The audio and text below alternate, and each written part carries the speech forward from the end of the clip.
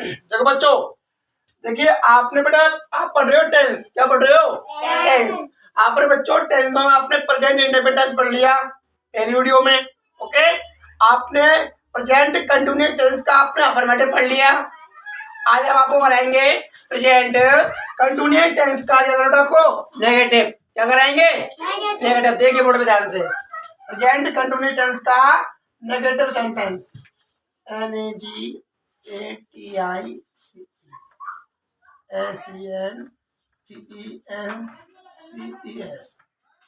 यानी नकारात्मक वाक्य। नकारात्मक वाक्य। देखो बच्चों, समझ में आपकी में ना आए इसलिए आपको मैं फॉर्मूला लगाता हूँ, रूल लगाता हूँ, सेंटेंस लगाता हूँ आपको। ठीक है जी? आपको ना समझ में ना आता है तो प्लीज मुझे बोल दिया करो मुझे। ठीक है जी? क्या कर दिया करो? बोल दिया करो। ओके, ध्यान से ये बात का। तो देखिए आप पढ़ रहे हो present continuous tense. Present continuous tense का आप पढ़ रहे हो नेगेटिव सेंटेंस। ओके जी? इसके आपके रूल देखिए, रूल क्या होते हैं। रूल नंबर फर्स्ट, सब्जेक्ट यानी कर्ता, सब्जेक्ट एक वचन हो, सब्जेक्ट एक वचन हो तो हेल्पिंग वर्ब के स्थान पर, हेल्पिंग वर्ब के स्थान पर क्या लगाते बेटा? इज लगाते हैं। क्या लगाते हैं? इज लगाते हैं। इज पे नोट कर लो, ये लगाते हैं। ठीक है भैया? वो फॉर्मूला में नोट आएगा। ओके, ध्यान रखना। Rule number second, rule number second, subject बहुवचन हो। क्या हो बेटा? बहुवचन हो तो बहुवचन हो तो हेल्पिंग वर्ब के स्थान पर, हो तो हेल्पिंग वर्ब के स्थान पर क्या लगाते बेटा? ARE लगाते। दो आपके रूल हो गए। ओके जी? रूल नंबर थर्ड देखिए, रूल नंबर थर्ड देखिए आप, वाक्य में आई आए तो, वाक्य में आई आए तो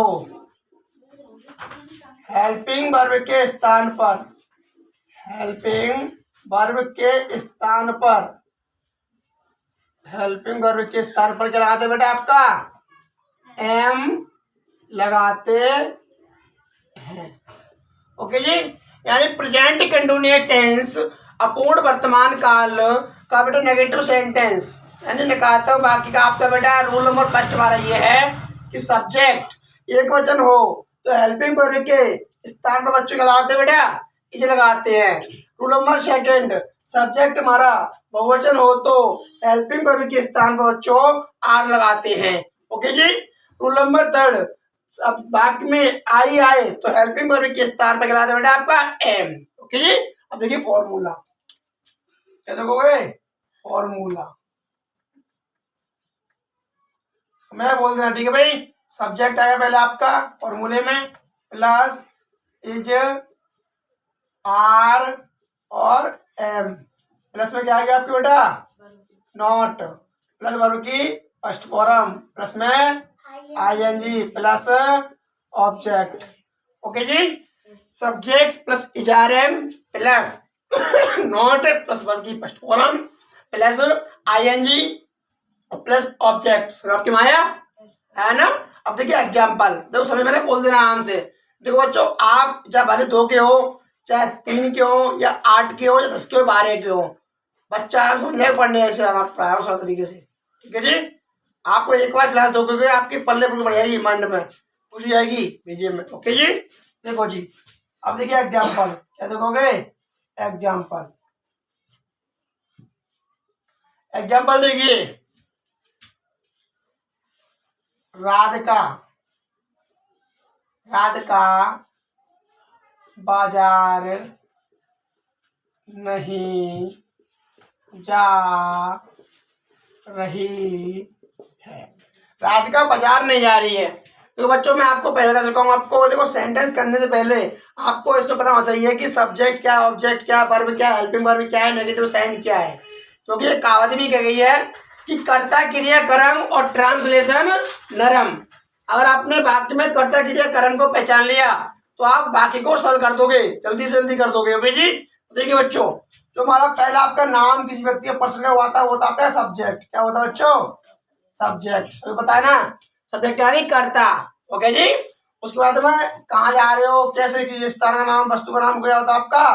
कर्म, यानी आपका होता है बेटा ऑब्जेक्ट। ओके जी, ये होता है आपका कर्ता, ध्यान कर लेना। अब नहीं आ रहा है तो ये क्या होगा आपका? Negative sign. क्या हो गया आपका? Negative sign. जाना, आना, खाना, पीना क्या बात है आपकी? वर्ब हो जाती है बेटा आपकी। राह है, रही है, क्या होगा आपकी? हेल्पिंग वर्ब यानी सहायक क्रिया। क्या होगा बेटा आपकी? सहायक क्रिया। राह है, रही है, पहचानने के लिए होता है आपकी हेल्पिंग वर्ब स्थान पे लगाते हैं ना, इनके स्थान पे लगाते हैं हम आपको। तो रूल लगाया मैंने आपको कि सब्जेक्ट में आई आए तो क्या लगाना है? हेल्पिंग वर्ब के स्थान पे, इसके स्थान पे हमें एम लगानी है। ठीक है जी, इसको देख करके अब देखिए बात करते हैं। आपके समझ में आ गया कि सब्जेक्ट क्या है, ऑब्जेक्ट क्या है, वर्ब क्या है, नेगेटिव साइन क्या है? अब ये समझ गया ना? आपके बोलोगे भाई पक्का? समझ जाइए, देखिए आगे।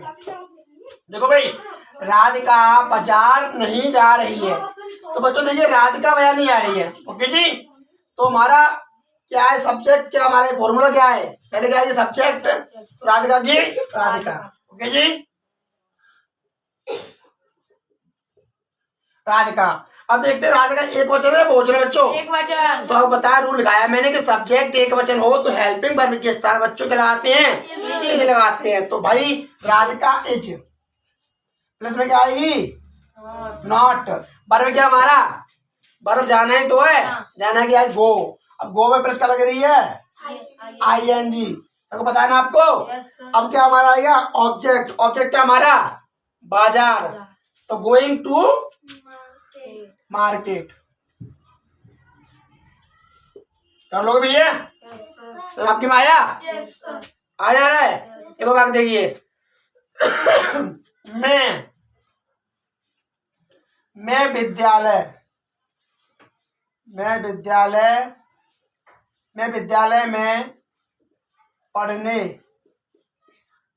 में पढ़ने नहीं जा रहा हूँ।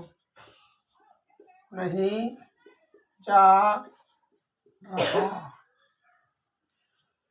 जा रहा हूँ। ओके जी, मैं विद्यालय में पढ़ने नहीं जा रहा हूँ। आपको तो बेटा आपको पता है कि मैं क्या आपका सब्जेक्ट हो गया। ओके जी, क्या हो गया? सब्जेक्ट हो गया। विद्यालय आपका ऑब्जेक्ट हो गया। मैं आपकी प्रीपोजिशन हो गई, तो बीच में आ रही है, आगे आता सब्जेक्ट होता आपका मैं। बट पढ़ना क्या आपका? वर्ब हो गया आपकी। नहीं क्या हो गया? नेगेटिव साइन हो गया। जाना क्या? वर्ब हो गया आपकी। और राह रही है, हेल्पिंग वर्ब आपकी। ओके जी, अब इसको बनाते हैं। क्या करते हैं? बनाते हैं, इंग्लिश में ट्रांसलेट करते हैं। देखिए जी, मैं की मीनिंग क्या आई आपकी? आई। अब बच्चों मैंने आपको एक रूल लगाया था कि सब्जेक्ट वाक्य में आई आए तो हेल्पिंग वर्ब के स्थान पर बच्चों क्या लाएंगे? एम। तो बच्चों ध्यान से देखना, एम लगाएंगे तो प्लस में क्या आएगी आपकी? नॉट। तो आई एम नॉट। अब देखते हैं बच्चों क्या वर्ब क्या हमारा? जाना, तो गो, प्लस में क्या लगेगी? ING। अब एक और वर्ब आपकी, तो गोइंग टू से जोड़ते हैं प्रीपोजिशन थे वर्ब को हम, तो गोइंग टू क्या होगी बेटा? रीड। क्या होगी? Read. Going to read, READ। ठीक है जी, दिख रहा है आपको क्लियर? READ, read. ओके जी, I am not going to read. अब कहाँ पढ़ने आ रहे भैया बच्चे? विद्यालय में नहीं आ रहे ना, तो in the school.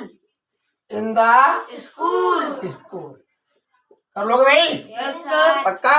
Yes sir. देखो बच्चों, चैनल को सब्सक्राइब करो, लाइक करो, कमेंट करो वीडियो को, और थोड़ा सपोर्ट कीजिए प्लीज।